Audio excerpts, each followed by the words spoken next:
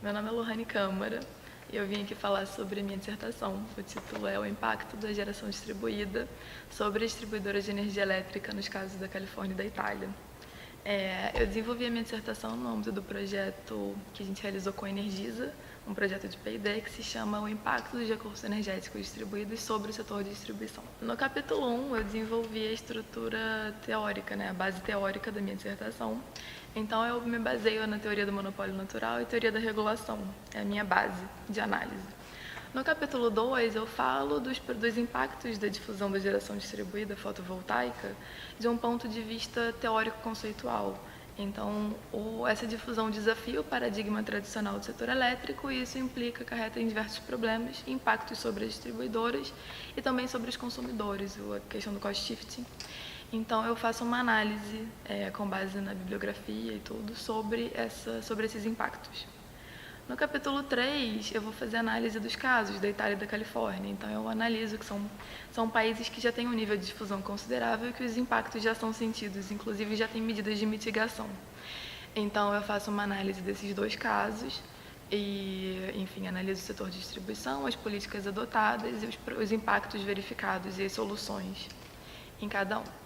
No quarto capítulo, eu faço uma análise das propostas, das alternativas para mitigar esses impactos sobre as distribuidoras, também do ponto de vista conceitual, porque tem soluções propostas na literatura de modo geral, e eu corroboro cada uma dessas soluções com os estudos de caso. Então, eu falo o que a gente verificou em cada um dos casos, o que tem sido feito, se bate, se não bate.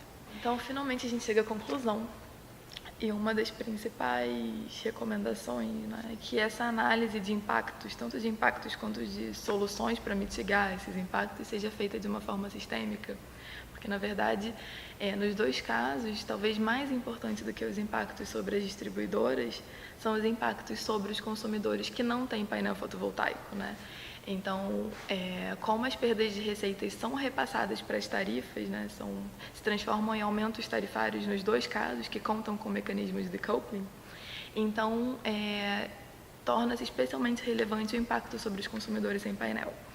E em termos de medida de mitigação, a gente verifica que, na verdade, a reforma da estrutura tarifária é muito importante a gente repensar essa estrutura tarifária, porque as tarifas volumétricas, que são muito difundidas no segmento residencial, e nos dois casos se aplicam, a tarifa é predominantemente volumétrica, ela acarreta em perdas para a distribuidora, porque no limite o sistema de net metering é atrelado a uma tarifa volumétrica e ele permite ao consumidor se isentar de basicamente todos os custos do fio.